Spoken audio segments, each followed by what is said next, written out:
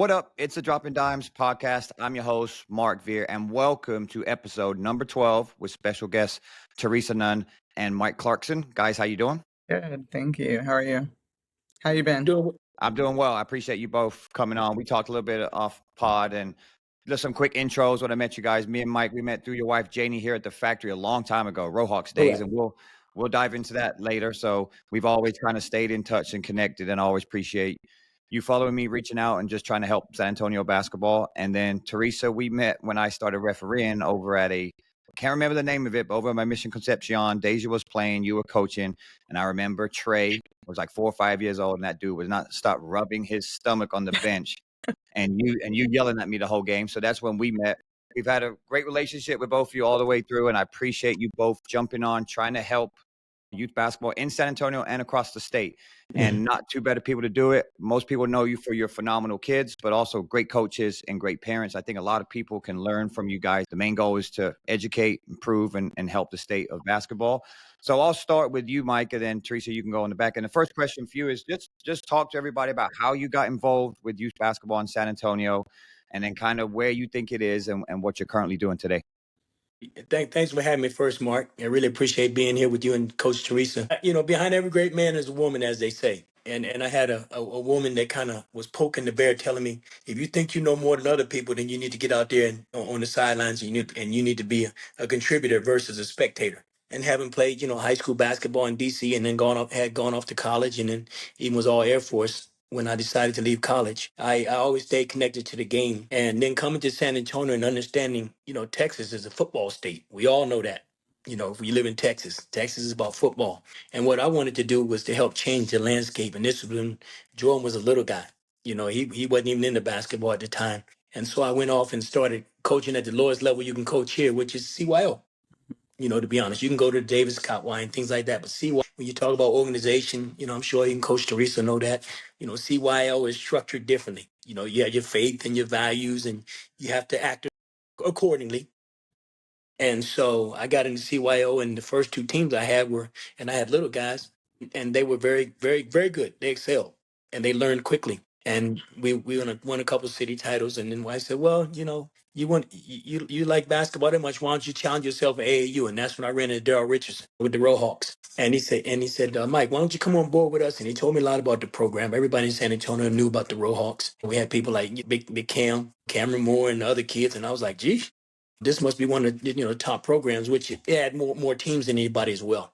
And had a huge coaching staff from Eduardo Johnson. So I said, okay, I'll delve in over there. And there you ran into the talent of the city. I mean, everybody that was somebody was with the Rohawks. And so that really catapulted me and really allowed me to expand my reach, not only in San Antonio, but nationally speaking, because a lot of people heard about the Rohawks. They might not have played against the Rohawks, but they heard about the Rohawks. At that point, basketball became second nature in regards to coaching, and I was able to continue to help develop kids throughout the city. I never kind of narrowed in just with the Rohawks. I'd go and talk to other kids, and they'd come over to my home, and we'd work them out and things like that. And this was long before training became a big thing in San Antonio. But it was just important for me and my family to be able to contribute and to put our hands and to put a fingerprint where we made our niche. Yeah, Mike, I appreciate you sharing that. I do miss the Rohawks days. I've touched on many podcasts, and I know we'll dive into it later. Theresa, same question for you when you started with the Hoyas and how it all began for you in San Antonio. Again, thank you for having me, Mark. Great Appreciate seeing you. you. I haven't seen you, Mr. Clarkson, in forever, so awesome. But yeah, I started just like him. I coached CYO, my Oak Hills Church League with the girls when they were 3 years old. And I started coaching with the program there. It was kind of like it was a newer program. So they asked me to come in. It was a ready-made team. I coached for a year. And of course, knowing me and myself, I was like, oh, I can do this. I'll just do it myself. And so I started the next year, 2004, I started the Hoyas. For those that don't know, I grew up in San Antonio, went to Churchill High School. I tell my kids all the time, y'all are 10 times better than I was as a player. So I was just happy to be able to play in college at all. But part of my process, my mom was a cheerleader in high school, so she didn't know anything about basketball. She was a single mom. And of course, my high school coach helped me, but I knew that a lot of my recruiting process I had to do on my own. I made my own videos. I sat there with VHSs and I made my own stuff and I made my own profiles. And I just started sending them out to coaches and was able to get a scholarship off of that. And so when I started coaching and I started the Hoyas, it was an acronym helping our youth attain scholarships. And that was my number one focus, was to help kids like me who maybe didn't have the guidance or the resources. And I mean, 2006, 7, I was in there peddling VHSs still at the time for my kids, my Hoyas, and making profiles for them and just doing a lot of that part. It was never coming in with, oh, let's just win championships and win all this other stuff. It was more so, let's get you in school. So I started with one boys team and one girls high school team for about 3 years. And then, of course, my niece, who is now married with a child, but back then she was in third grade and she begged me to start a younger team. And then that's when, of course, I finally started one young team, and then Deja was only 5 at the time on that team. But that's pretty much how I started. I'm kind of similar with him till this day, still try to mentor kids, even though I'm not actively coaching right now. But that was where my passion came from, is just helping kids like me who just needed that extra help in getting to school. You know, a lot of my kids, I've been grateful enough to, I mean, they're engineers, they're making 6 figures, they're living the dream, and that's exactly what my purpose was in starting it. It's really rewarding, and like you said, I hope I put some type of stamp on the city as well, because that was my main goal the whole time that I had my program for 14 years there. Well, thanks for sharing. I can tell you, because I'm in the trenches here every day and in San Antonio, but I always hear about the Rohawks and the Hoyas all the time. And I got a quick story for you, Teresa. I met a lady last night. I was coaching her second grade kid, and she said, "Do you know Theresa Nunn?" I said, "Of course I do. I played against her team, the Hoyas, and I still remember." I didn't ask who she played for, but and I said, "Hey, she's gonna be on my podcast tomorrow." And she's like, "Oh, okay." So then she's gonna be listening. Yeah, you guys have definitely made an imprint, 100%. We're still talking about the Rohawks and Hoyas, great programs. I wish we had less AAU teams, because, like, to your point, Mike, you talked about how everybody played for the Rohawks. If you were somebody like next level, same with the Hoyas, but we may dive in that later. My first question for you both, Theresa, we'll start with you, and I've asked everybody, and it's a loaded question, so you can answer it however you want.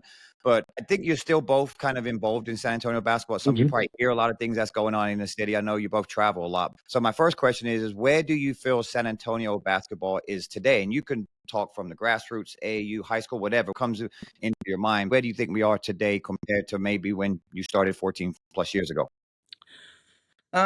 Overall, I think, you know, it's in a great place just from where I know that we started. For the girls' side, I think it's always been a little bit stronger in the past, where it seemed like all the top girls were going D1 and always had multiple, you know, coaches in the gym and even club teams. I mean, we had some really good, you know, options for clubs. But yeah, I think it's in a great place because I look at the production that the city's putting out with quality college ready players. And I think that consistently the girls side has definitely done that. I think the boys side has been super strong when Jordan and Roberson, Andre? whole group of really, really good college players were there, and then it kind of had a little wave. But I think people like Booman with hard work and all those other, you know, boys programs have really leveled up the boys side. Now I know there's still a lot of other things that can probably be better. But I think, I mean, look, Judson won a state championship. Clark won a state championship on the girls' side. Brennan has been there on the boys' side and girls' side the past few years at state, and so I think they're making the right traction. And I'm always 210 till I die, so I love seeing and cheering for them. So I think it's in a good place. I think it can always improve, but I think it's definitely in a good place. Yeah, thanks for sharing. And I've said it on a few other podcasts too. I believe the girls is in a better space when you were here, and with Ray and Devon and Vasse, and I just think the girls, yeah, it's in a better space than the boys. Well, Mike, the question for you, you can touch on the boys side. Where do you think San Antonio is today? When I revert back to the boys, and not to bash anybody, that period more or less when you talk about Mark from maybe 2006 to 2000 maybe 16, that was at that were they were the city was at a peak. You had kids from Sam Houston. You had kids at Reagan. You had kids over there, well, at Churchill. You had kids over there at Paul Stevens. I mean, they were everywhere. You go to the gyms were packed. I don't care what gym you went to. It was packed. Madison packed. Judson packed. Wagner packed. And then it was saddening, to be honest, even Coach Theresa, I went to the gym, I'd say about maybe 2 years ago at Wagner. And Wagner was always SRO, standing room only, always. One side of the gym was completely empty. And I'm like, so everybody, had the guests sitting with the home team. Where you always try and keep everybody separate, because then so there won't be any friction. But it was, and I thought to myself, I said, what happened? And it has nothing to do with the Hello. Boomans and them. What happened? I'll say this, and I may get shooting the foot in saying this. A lot of it had to do with the parents. Parents were, you're going to do this, and this is what you're going to do, and you're not playing baseball or anything else. This is what you're going to do, and kids felt like it wasn't their choice. They're playing because their mom is not going to be happy, or the dad. You know how it goes. The dad's going to be on the kid. Why are you missing free throws? Why is this happening? Why is that happening? And that was discouraging to look at where we came and then where we were at the moment. And I hope that kids like you know D. Fleming's son. He's amazing. He's an amazing player. And other kids are amazing, but still it's sparsely populated. And that's when we talked about the AAU scene. Hopefully they can put all those kids together. And I don't like super teams because super teams really don't get the credit, individually. You play with, modern day, and you're lucky. They're stacked like Sierra Canyon. They're stacked. So the kids really don't get the recognition that they deserve because they're with the group. And it's almost like, and I'll say this, not, I've always said this, even about Duke men's basketball. I'm great, great friends with Carlos Boozer. We talk all the time. But when Duke called to ask Jordan to go to Duke, I remember telling Coach K, I said, I would hate for Jordan to go to Duke. And they said, why? I said, not only am I ACC guy, I'm Maryland ACC. I grew up in DC and Maryland all day, every day. No UNC. No pun intended, Coach Theresa. But Duke is a program that you can plug anybody in and they're gonna look good. Take them out, what they look like. And how many great players have come out of Duke? You had the greatest player that should have been able to come out of Duke was Grant Hill to date, but injuries. Then you look at Bobby Hurley, the Christian Laettner. These are great players in college, but because they were in the program, I'm always about programs. Because at the end of the day, I'm probably like Coach Teresa. I teach individual. Unless you sign the same scholarship as somebody else, it's not a team sport to me. Yes, you play team basketball, but you have to think, how am I impacting the game? What can I do to impact the game? And I think now, when you talk, going back to the how San Antonio thinks now, they're more into the social media, rather be social media stars than be a basketball star.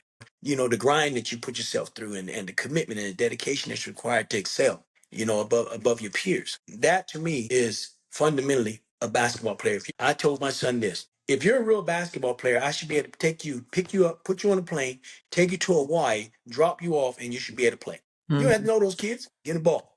You know how to pass, you know how to shoot, you know how to play defense, all those things. And if I take you and drop you off in Romania, you can't even speak the language, but they understand basketball, you should be able to play. And that's a basketball player. I don't care. You don't have to know anybody to play the game. The game is the game. And so I hope that San Antonio basketball, especially on the boys' side, gets back to where it was. And it's going to be hard to reach that because that's a huge plateau. They put it up here. But you have the Flemings and those guys coming, but it needs to be more.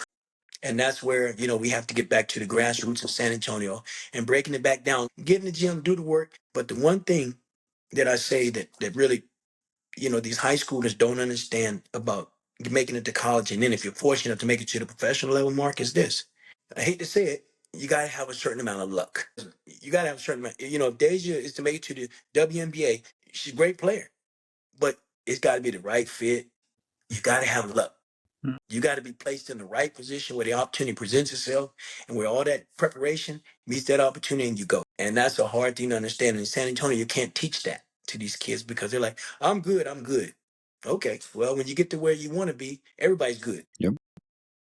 So I'm hoping that we can get, San Antonio basketball back on track from the boys' side because the women, they're gonna dominate the boys. I mean, who won the last two state titles? The girls' teams. No pun intended. It was the women. And they deserved it. Whether it be at Clark, or whether it be over there at Judson, they deserved it. So, the guys should have a chip on their shoulders. Hey, man, they're all doing this now. And hopefully those girls will put that fire under them. You know what I mean? Yeah, it's great stuff. I appreciate you touching on that. You know, I wrote down here, Boo Man said on the very first one, we've lost community.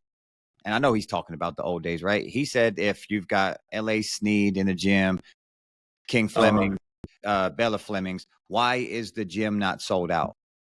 Now, Theresa, I'll ask you that question. Back when Deja was here, was the gym sold out? Going to watch her? I don't understand. We've got some phenomenal kids in this city. And to your point, half the gym is filled. I don't know if they're streaming it. I don't know. But if we have a strong community, those gyms should be standing room only. Theresa, what are your thoughts on that?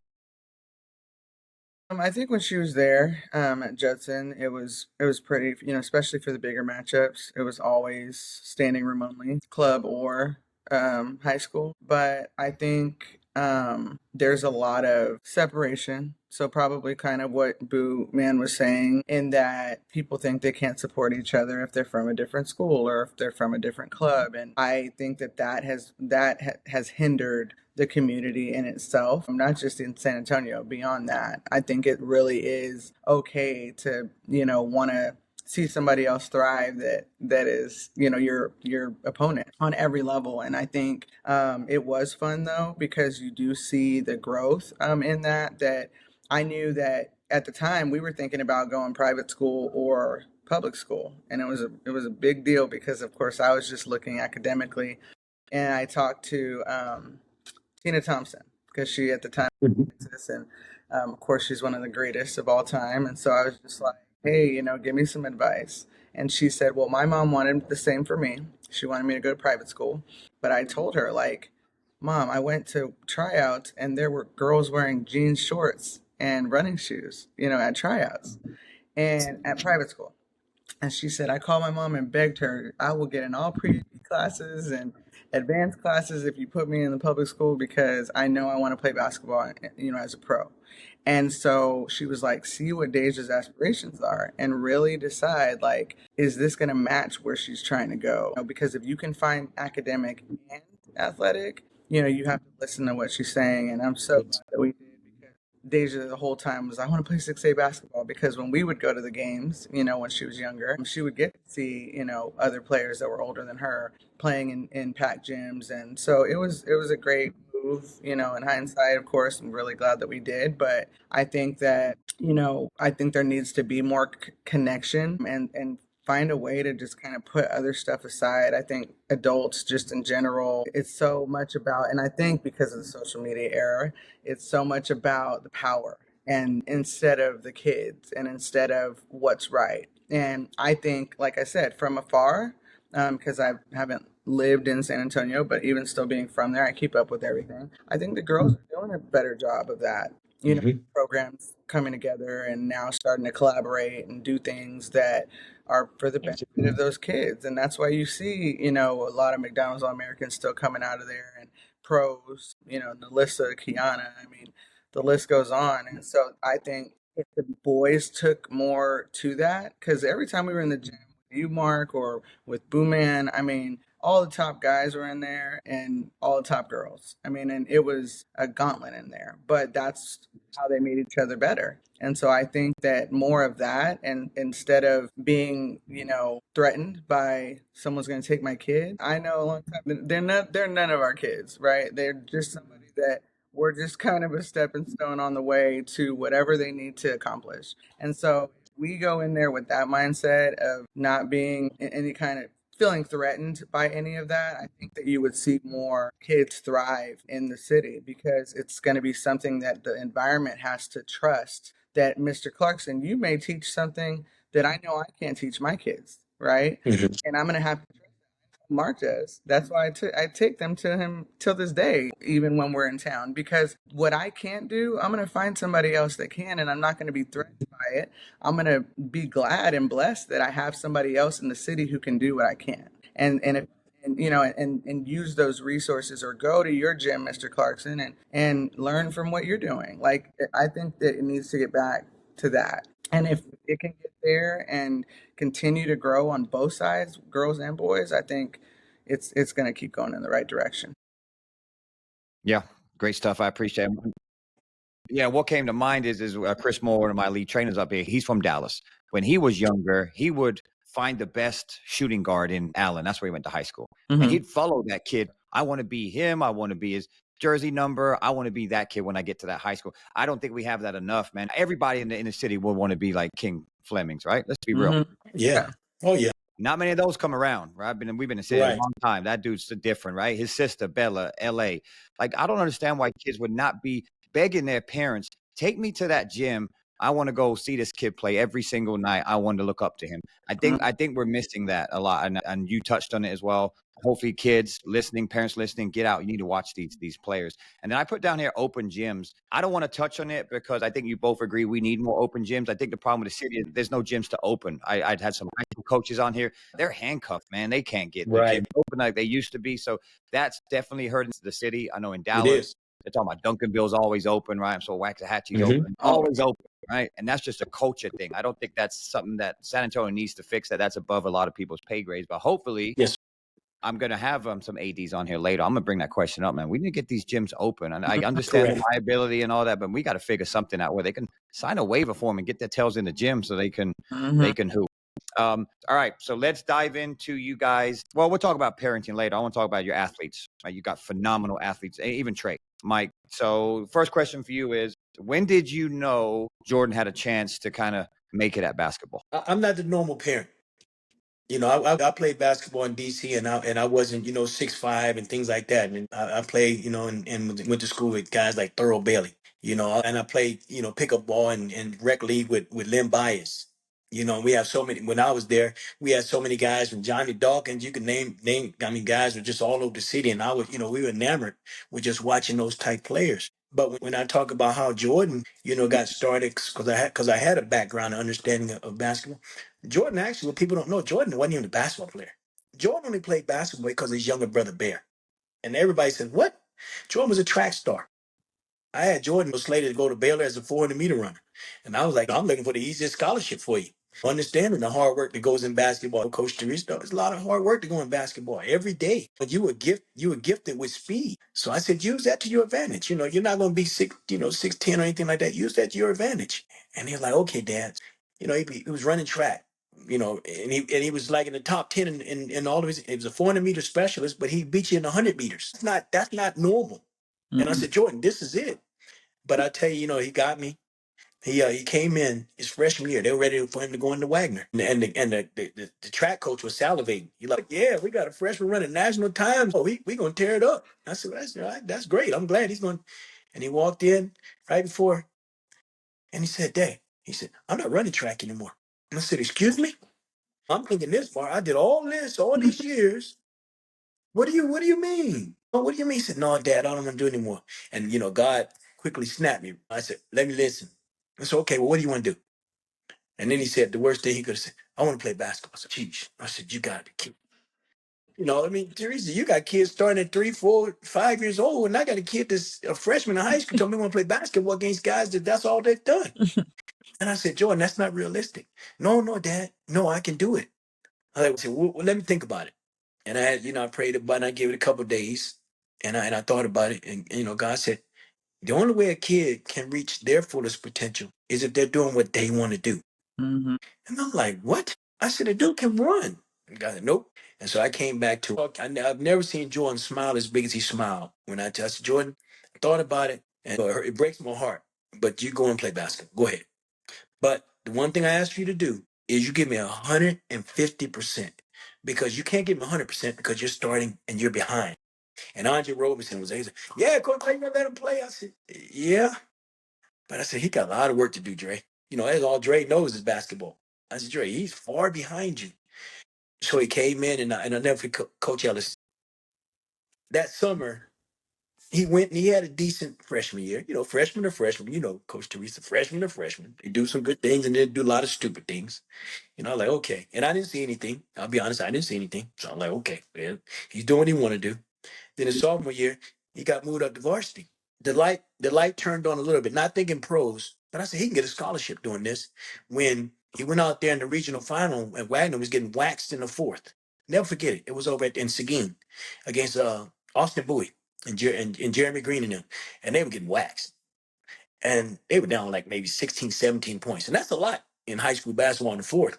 and with the clock, the time you given, he put Jordan in the game, uniform hanging off. He was just a frail little kid, uniform hanging off. And he went out there and lit him up for 18 points. And Coach Ellis, I never forget it. Coach Ellis, like, he gets into me and says, "Oh, man, this kid is great. Oh, you guys got to see." I said, "Oh, geez." I said, "Don't put that pressure on him. He's not ready for this, Coach."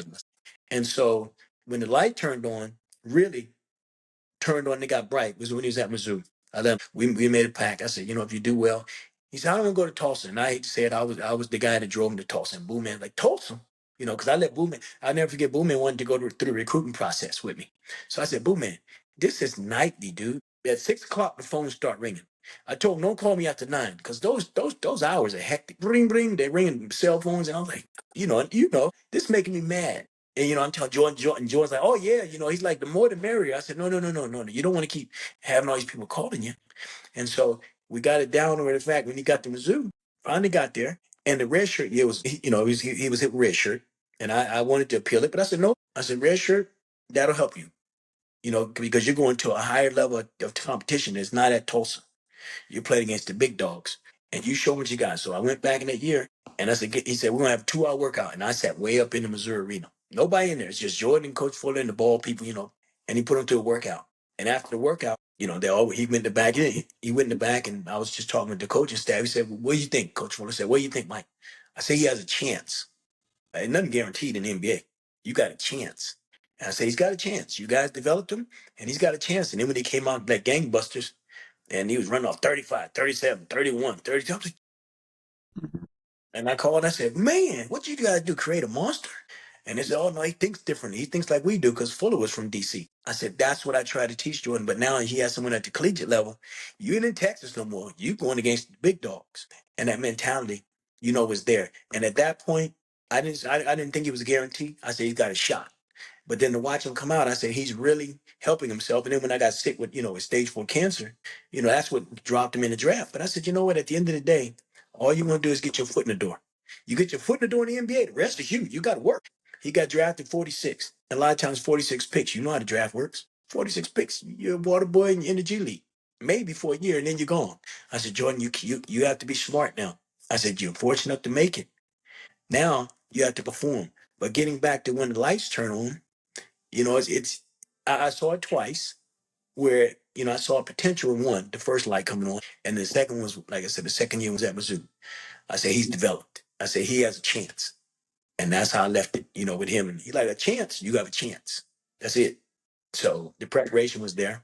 But, that's when the light turned on. I didn't know he went 46 pick. You'd never know. I bet if you asked a bunch of people, I bet they thought he went a lot higher with the career he's had. You know, it was a couple picks higher than him, like in 43, 41, 43. MVP of the league. The Oh, Joker. wow. Like a couple picks before Jordan, the Joker. Wow. Like 41, 42. That shows you that they're out there. Yeah. Yep. Well, yeah, Mike, I appreciate that. Same question for you, Theresa, when you thought Deja had a chance. Probably early. I think girls are a little, well, I don't want to say easier, but you can tell right away for the most part, unless they're a young big, sometimes that takes a little time. But girls that are guards, and then with the work ethic, I think you can tell pretty early. They're at least going to be different. When she was, I tell the story all the time, when she was third grade, she came to me. And again, I mean, she'd always want to go to the Silver Stars games. Her favorite player was Errol Atkins in high school, so we'd always go watch her play. And then, of course, just some other really, really, really good high school kids. And she was like, so then she started learning what McDonald's All Americans were and Jordan Brand, all this stuff, and saw that some of the girls in Texas were making the USA team. And so, third grade, she's like, made a dream board, and she's like, I want to be a McDonald's All American. I want to make a USA team. I want to, of course, at the time she was third grade, but she was like, I want to get my first scholarship before eighth grade, because she had seen, I think Mackenzie Calvert had gotten Baylor at eighth grade. So there's just a goal, and then you can just see, just always in the gym, had a schedule on her own, like just everything, to where I was like, okay, now I'll put the time in. Because when I had started my Hoyas younger team, it was just like, okay, go practice with everybody. I mean, when I say I never played her, never did anything, but she was getting those reps against fifth graders when she was like third grade. I looked over and she made this great move on one of my fifth graders. I was like, where did this come from? And it was just the twitch, the twitch that I was like, okay, that's different. And then once through middle school, I was like, okay, I see it. I see the potential. And then, of course, going into high school, that last year of high school, Duncanville, I was like, oh, you're on your path to getting the McDonald's, just from what the body of work that she had done. But then, yeah, I mean, just in terms of pro, that's always been her number one goal. On that third grade dream board, she has the WNBA on there as well. And so it's just always been the work. I mean, she is a film rat as well. I mean, the second we get done with the game, we come to her apartment and she's watching the whole game back every time we watch it together. And then just always cutting up her practice film. She sends me clips. I mean, her whole college career, she's just a gym rat. I mean, gym rat, film rat, because the passion is just there so bad. And so I think just seeing her dedication to herself this summer, she could, I mean, because Oregon has where you do 3 semesters and not 2. So they started like in September, like the end of September. So they had a long summer. And any kid could have just done everything but be in the gym. And she flew out to LA, stayed there for almost 2 months, was grinding in every way possible. And so I'm like, okay, now, I mean, it's there. It's there for you to take. And so we'll see how that goes. But I think she's definitely been doing everything. She was younger to this point to get everything she wants. And like you said, it's already written. So, she's done her part and she's controlled what she can control. And so I think it'll, I think she'll continue to chase those dreams. Yeah. I appreciate it. I remember up here playing against boys. Giving them Those are boys. fun times. Man, nobody wanted to play against y'all. Like, hey, Mark, you got the Hoyas girls in again? Yeah, it was fun watching your girls play way back then, beating up on them boys. We have a lot of parents that listen, a ton of parents. And I get parents constantly reaching out to me. And it could be from the average player, like I say, just someone getting involved in basketball to possibly, seeing some potential, playing middle school, high school. And then they're very small, but there's some in the city that want to play Division I or play college and hopefully play pro. So a lot of different parents that listen. I think you guys can touch on all of them. I always say I don't think there's a right way to parent. Everyone parents different, but there's definitely some wrong ways to parent. That's for sure. But I'll start with you, Theresa. Obviously, you and Deja have a great relationship. I knew that the first time I met you, on and off the court. But how have you been able to separate being coach and parent? Because there's a lot of them here in San Antonio, a lot of people listening that they do coach their own kids, and it's great. But how have you been able to do that and be successful? Well, with Deja specifically, it was definitely a process. Like I said, I didn't initially get into coaching to coach my own kid. It was to coach other people. So I think it was a process for me to learn that. And sometimes she got the bad end of it because I had to learn. I was still young when I started coaching. I was 24. I didn't always do the best job differentiating mom and coach. Sometimes I took it home, or sometimes she took it home, or it was just always kind of a trial and error type of thing. But I tell her all the time till this day, I'm so blessed that I've evolved as a parent because it also made me a better coach too. And I honestly think coaching made me a better parent and vice versa. So with Trey, I'm very aware of how to separate it, right? She gets mad till this day because she's just like, you were not that easy on me. I'm like, it's not about being easy. It's about knowing that I will forever be your mom, but the coaching and the basketball is going to stop at one point, and I don't want to jeopardize our relationship in any way, shape, or form. And yes, we've always had a great relationship, but because sometimes that was a very rocky area, it wasn't easy. I mean, and I'm a single parent too. Now we have to sit in the house mad together.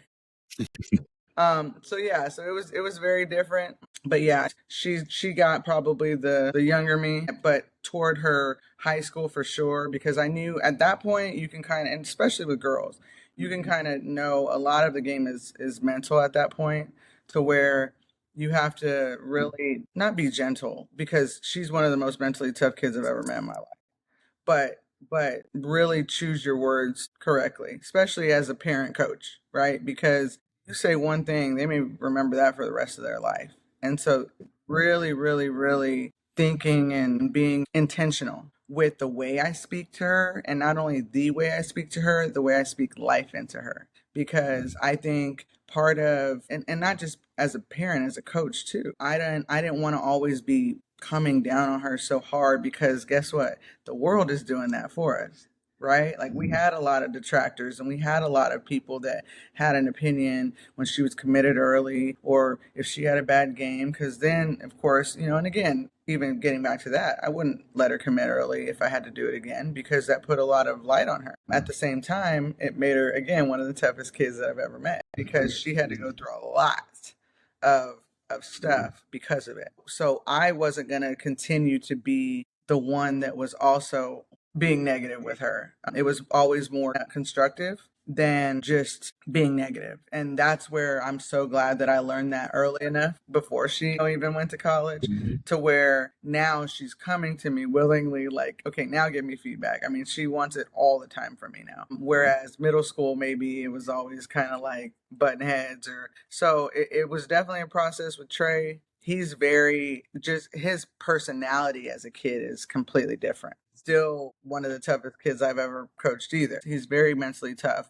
Let's use a house example. If I say, Deja, do the dishes. What are you doing? I told you 3 times. And I tell him, like, Trey, why didn't you do it? He's like, why are you yelling? Just talk to me. What do you need? I'll do whatever you need. You know what I mean? He's so calm. Like, so I'm like, okay, great. So I don't need to like be all amped up with him, because he's like, just tell me what you need me to do. He's complete opposite of her. So it's easy to coach him and work with him, because I know how to adjust. And I'm sure both of y'all as coaches, I had kids when I was with Hoyas that if I even barely raised my voice, they'd start tearing up. So like, you had to adjust to each individual kid. And again, that's why I think it helped me with parenting as well, because you have to really know how to draw that line, and then change to adapt to who your kids are. Like, you don't want to treat them all the same.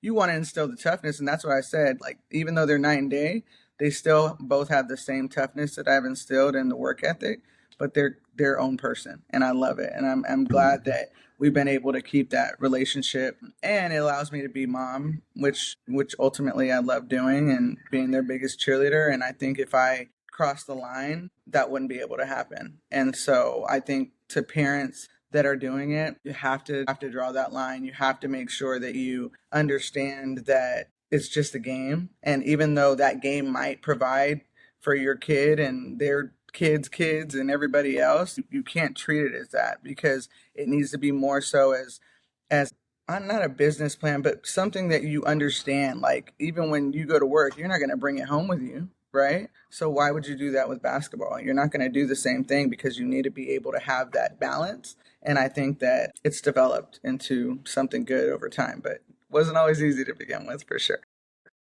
Yeah, thanks. I was going to add on too about Trey, but you already said it, so I appreciate you touching it. Very, very different kids. I've been fortunate to work with both of them, Oh, yeah. and I'm going through the same stuff with my daughter is very, very different than my son. They're very young, but I will be reaching out to you when they get into middle school, because I will definitely need some advice on how to deal with that. So thanks for Mike. Same question for you. You know, one thing I'll say about coaching and being a parent is this: when you're on the sideline, you're a coach and you're a parent. The biggest thing that everybody's looking at in the gym it is perception. They assume that you're going to favor your kid automatically. Everybody assumes that, and that's what everybody's looking for. And I was the type coach, and Daryl will tell you, number one, I never like to coach by myself. I can do it, but I don't, because that's a big thing in perception. I don't want them to think that I'm the know all that fixes all. No, I have like 2 or 3 assistants, and when it comes to Jordan and if you're on my team, I tell the coach, you have him. I'm not dealing with him. And it's not that he's a bad person. It's a fine balance there. There's a fine balance. And we have to be able to understand that that balance needs to be in place for us to be able to function as a family when we walk away from the gym. Because when we're all in the gym as coaches, your hair's not gray yet, Coach Theresa. Mine is gone. Everything shows. Our hair will turn gray, we just blow up. He said, I made the mistake of bringing the gym home. And it was with Bear, the youngest one. And Jordan was watching. I'm like, what are you doing? You know what? At the end of the day, what happened at the gym, I had to learn stays at the gym. Because a lot of it, as parents, we look at it about what other people saw. Man, they saw you do this. We don't say that. How'd you miss that layup? We're worried about other people and what their impression is. And I hate to say that, it's true. Because we're a parent, and we want to be proud of our kid. And we want the world to see our kid on the best stage. And when they don't meet that expectation, we lose it as parents when we go home. And when I say we, I'm including all of us in there because I don't want them to think we're any different than anybody else. We've been through it. And so with Jordan, I assigned him to an assistant. I said, you have him. You coach him. If you see something, now when Jordan walked to the bench, I may give him that stare down, look at him, you know. But after that, he belongs to you. I'm not going to talk about it. You take care of it because because we're on the same page. But it was very difficult. I understand that back then, Mark, I was the director. Turn left, turn right, just like you, Coach Theresa. Turn straight. Did you do your homework? We're directing that where it's like we have an orchestra, and then we're done. Bam, sleep. Time to go to sleep. All day we're orchestrating. But then Jordan now being an adult and doing what he's done and accomplished what now he'll come and say something to me, and I find myself being an advisor. I'm a consultant. That's all I am. I'm your dad, but I'm a consultant. So I'm listening what you say. And the first thing I'll say to him, well, when that play happened, what were you thinking and what could you have done? Not saying like we would normally, Coach Theresa.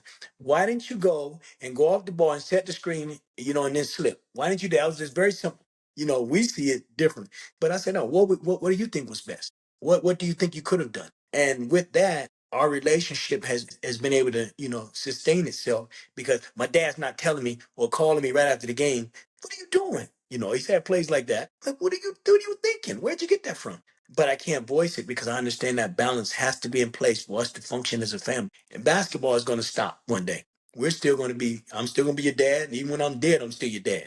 I had to understand that now that's so important. And I'm glad you brought that up, Teresa. It's so important that the parents understand, especially you're coaching a kid, that balance, you can never mess that balance up because you can never regain it. So when you talk about parenting and coaching, I know Mark, I'm sure you're doing it. You do it now. It's so important that you never break that bond, with parent. Always be able to separate it. Because at one point it's just a game. Now we hate to lose. I know we do, coach. We hate to lose. I always say this now with Jordan being in the league too. I say, Jordan, it's thousands of people in the arena. Thousands. And they're gonna love you when you're doing something right, and then they're gonna cut your throat when it's wrong. All I can do is be there to support you and pick you up. Say, man, don't worry about it too much. It is what it is. Everybody has an opinion. It's like everyone has an opinion. You don't win on opinions. So don't worry about that. But if anything, you take a negative someone says, turn into a positive. And me being your dad, I'm gonna be supportive. But again, those the ones that lift you up, a lot of times will be the ones that'll knock you off the pedestal. Yeah. Always remember. But it was a hard balance, being a parent and a coach. And the longer you go, Mark, yeah, that hair is gonna be gone. Trust me. The longer you go. If it's not great, it'll be gone. It's turning gray for sure. But Yeah. I mean, I love what you both said. I mean, yes, coaching is important, but you're both mom and dad. And Boo Man touched on it as well, right? He made a comment to me that stuck with me when we started the podcast about how much his kids want to come home at Thanksgiving. I think you're really winning at life if your kids want to hang out with you at that age. I mean, I sure hope my kids want to hang out with me when I'm older. Man, when they go off to college, and then I sure hope they want to come home and hang out with me. So yeah, I think you really cannot ruin that relationship based on a sport, Correct. right? It's going to go away at some point.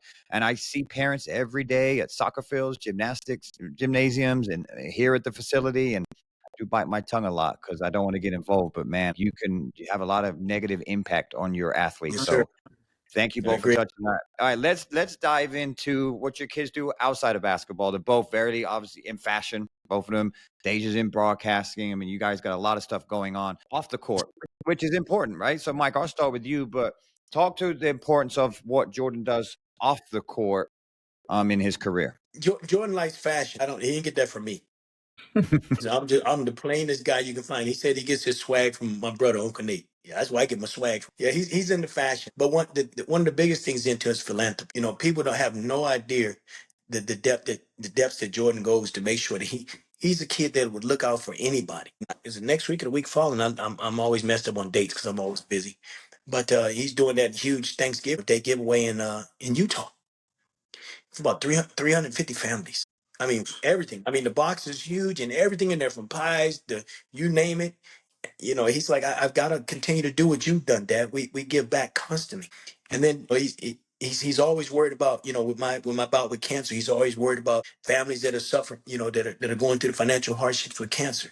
And his foundation, we has his JC Cares. He's always giving money away. And then here in San Antonio, and I guess this is a PSA, but here in San Antonio, a couple of days before Christmas, our entire Team Clarkson, walks around Walmart's and used to be like Toys R Us, now that's gone. But Walmart's, and we give away money. We just randomly walk up to people and give away money to them, and they're like, "What is this?" This is, Jordan wanting you to have a nice Christmas. And it's so important to be in philanthropy and being a philanthropist. I told you, and you always have to be able to understand you have enough of what you have enough.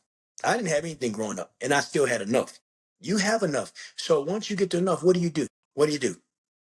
You can't die with it. You have to always understand that it's more important to give back, and that's where he's gone really, full bore. He's gonna have a golf tournament here. I don't know if you're good at golf. He's gonna have a golf tournament on his birthday around June 7th here. And everybody's calling. We want to make it where it's a weekend that San Antonio can enjoy because this is his hometown. He's like, Dad, I want to have a foundation dinner on Friday night. Then Saturday, we have the golf tournament in the morning. Then in the evening we have a party, where people in San Antonio can come and mingle with VIPs because he knows them all, from California and, all over the country. They'll come in because it's Jordan. They'll say, come on in, when people are partying with celebrities, just having a good time. Nothing outrageous, but just to build up the environment. And then Saturday, Sunday, he's thinking about, even doing like a softball game. We have a team working on that, like a celebrity softball game somewhere. But it's for the city. And he understands the importance. And so when I'll put things out there once in a while, but I always tell him he's 210. He represents you guys, and hopefully he's just like Deja would. Hopefully he's made a path for you all to be able to get respect. If you earn it and you go get it, the door should be open. And so that's what he's more about than anything. He's about the fashion, which I don't know anything about, and he's about philanthropy, which I know a lot about that. He's just a normal guy, and he wants to do normal things, but philanthropy and fashion, those are his heart. Okay, love it. I've seen his golf game. He looked pretty solid. I may need to go play around with him, see what his game's about. So I was going to ask you later, but it just kind of segues in. Somebody asked, is yourself and Jordan interested in having a fully sponsored AAU program out of San Antonio? We are. And with that said, and we've had many discussions. This isn't just something, it's fly, because everything is about planning. But the one thing Jordan told me is that we were approached by several people to take over their programs. And I won't say names, and I understand, and I respect it. But the one thing Jordan said, Dad, if you're able to do something like that, make sure it's done right. And I know exactly what he was talking about. Because if I put money into something, I don't want it going in somebody's pocket. Mm-hmm. It's more important. If I put money out there, I want somebody to be over that, and I wanted to make sure it's allocated the way I want it to be allocated to these kids. Because a lot of times, I hate to say it, and Jordan has seen it. Programs. Next, you have programs. They got this huge schedule, and all of a sudden, come time to play games. Oh, we had to cut this out. We had to cut that, but the fees weren't cut. Cut the fees then, and that tells me a lot. If I'm not getting my money's worth, then what is my money worth? Mm-hmm. Is it worth 32 games where I get 16? I mean, and that happens a lot. I'm not pointing fingers at people. It happens a lot. So he says, Dad, I just want the program run right. I want the right coaches in there. Coach said about building kids' self-esteem, not beating them down. Because every kid can be beat down. Kids aren't perfect. And I want them to be able to grow in the organization. I want to make sure every single coach in there understands what our mission is. Understands it's not about making it to the NBA. Those are the last words he'd hear coming out of our household when he lived with us. Never talked about NBA. Never. Talked about college. It's like, Coach Reed, I'm worried you getting to college. Get to college, and what you do after that is on you. But yeah, we thought about it, and it's still in the works. But one thing he said he might have to do is to build a gym, because gym spaces, you know, you can't practice anywhere. We can't even go to Wagner. Jordan went to Wagner. He got his jersey. You can't. We can't get in the gym. So he said, I have to build a facility, and then all the kids that play in the program would have to be in the facility. So we have people, realtors looking for land and stuff like that, because we're stuck. We're Mm-hmm. stuck. Just like you say, the cities don't open the gym. So what do we do? And if they do, they want, someone want to charge an astronomical fee. Boo man, and we got lucky because I helped them with hard work. We got lucky and had Alamo Christian. That shut down. Yeah. And so now, without that being there, what do we do? Yeah, this stuff. Well, that's exciting news. So I appreciate you sharing that. We'll watch the space. If I can help any way building a gym, I know a lot about that. Been there 20 years. So Oh, I know. Don't you, trust me. I know if where you to ever look. need anything, yeah, I don't it's know everything, but I know where to look. yeah, for sure. So that's good though. Yeah, thanks for sharing. That's exciting news for the city if it's able to happen. Yes, sir. Theresa, same question for you with Deja. She got a lot going on, broadcasting, I mean, crazy. Played a game, and then it's courtside. I told my wife, she's like, "Wait, what? She played, and then she didn't understand it." I said, "Here you go, look at the post." She's like, "Wow, that's pretty cool." So that's an awesome opportunity. But just kind of talk to everybody about what Deja's got going on off the court. Yeah, I mean, that's definitely been her goal. That's one thing that as a coach, when she was in high school, and you know that of course I coached Hoyas all the way till we moved to Dallas, and then I coached EYBL teams, in Dallas. And one consistent thing I would always be adamant about to these coaches is ask these young women what their career aspirations are. And so then when we would, what do you think their answer would be? The WNBA, WNBA, WNBA, and everything. And that's great. Like I tell everybody, the average career in the WNBA is 5 years. Five. And that's being generous because there's only 144 spots. So, yes, there's expansion and all that coming, which is phenomenal, but there has to be something else. And not one of those girls, for 2 years that we did that, could say confidently what they wanted to do. And so something that was good, of course, when Deja was younger, is we had a lot of great people around us that challenged her to think about that as well. And so that was always a staple for everything that we try to do when I coached too, because they said, like, what do you want to do? And she said something real general. And he said, oh, so you want to live with your mom for the rest of your life? And she's like, what? Like, she just didn't even think about it. And he said, when I see you next year, I want you to come back and think about what you want to do besides basketball. And so we were watching a game one day, and she's like, I want to be on TV. I want to do that. I want to do sports broadcasting. And I was like, oh, that's interesting. So then, of course, I go and get all the resources we need, and she starts getting mentored by a bunch of people, and it's been great ever since. I mean, she went to North Carolina initially because they were like the number one broadcasting school in the country, or journalism school in the country, and they had the ACC network on campus, so they let her be on the student sports show on there as an anchor. And then of course she's just grown the love for it. With her agency, we've had a lot of opportunities for her to shadow people, for her to do, I don't know if you saw, she was on WNBA Countdown. She was shadowing Andrea Carter, and they were like, hey, we're just going to put you on TV. And so she was just ecstatic about that because she didn't even know. And that, I mean, that was awesome. It's just really fueled her to even want to get into it even more. And then part of course, the Oregon move is the Big Ten Network. And during the recruiting process, they said that there was a lot of opportunity for students to be able to work, as much as they wanted to on the Big Ten Plus. And so, yeah, that was her first game, and she had just finished playing. And then she literally, I was at her apartment, and she's like, bring my backpack. It has all my clothes because I have to change. And I'm not even fully processing what she's about to do, right? I'm just like, okay, I'm here and I'm running around. And so right after a game, I'm like, yay, high five, win, great, okay. And she's like, I'm gonna go change. So literally goes and takes a shower, goes and changes, comes back out and heels, 4-inch heels, and yeah, and just started covering the men's game. And we sat there all 3 hours, and she's taking notes. It was awesome. It was awesome to watch her do that because you can just tell how passionate she is about it. And so I love that she has the opportunity to do it here. So that's something that, she's really, really, really, I love the path that she's taken and been able to find that as well as basketball that fits her. So that's been a blessing. And then like Mr. Clarkson said as well, the philanthropy is huge for her camp, of course, that she has been doing for 3 years has been a give back camp for kids, but we kind of put a twist on it to where we really focused on obviously not just the work that we're doing in the basketball that we do, because every camp is like, okay, cone, dribble, like we really are trying to teach things that we know. Like you said, Mr. Clarkson, I'm not trying to teach plays, I'm trying to teach things that you can take, even if it's just for a 4-hour camp in a day or whatever, that you can actually learn.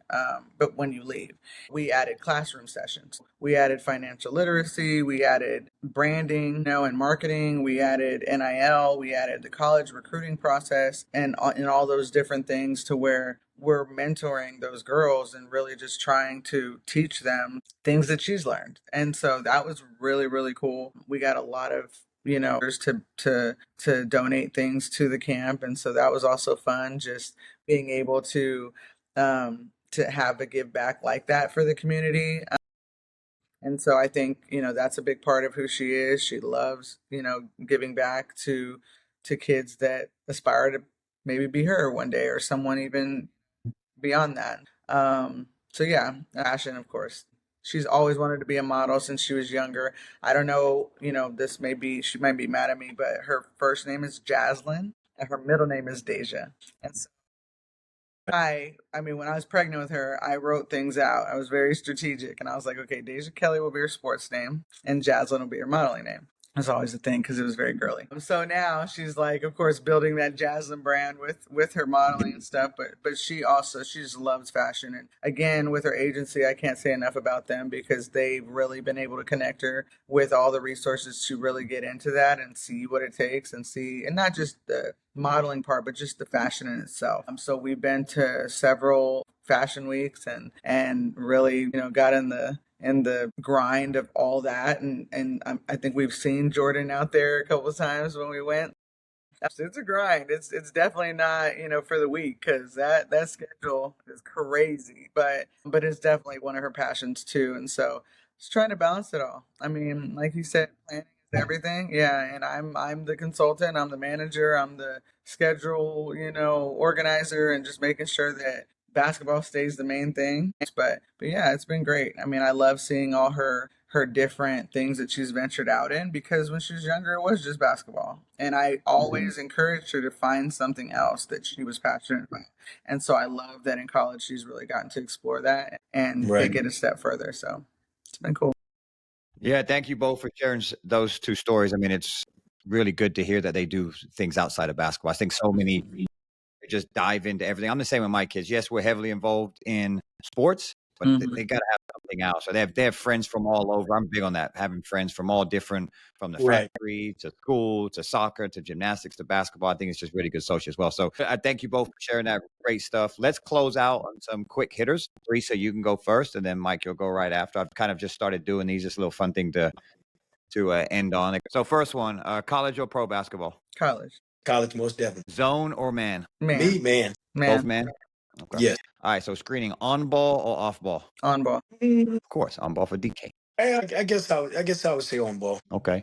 I would say. Mid range or the three ball? Oh, mid, The mid, no doubt. The midi. Yeah, mid, no I doubt. lost art today. Yeah. All right, last one, extra pass or ISO? I'm gonna say ISO. Basketball is about entertainment. Yeah, I picked the last one for both, because both of your kids, all three of them, they can play some ISO ball. So.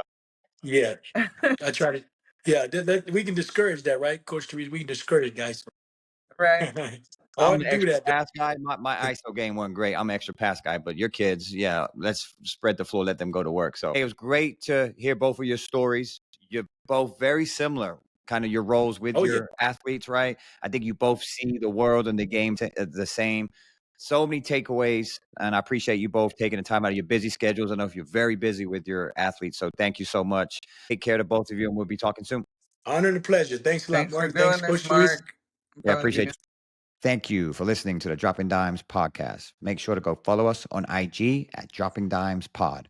Remember, each Friday we'll be dropping a new episode, so hit the follow and bell notification buttons to never miss any content. Let's get better together. We out.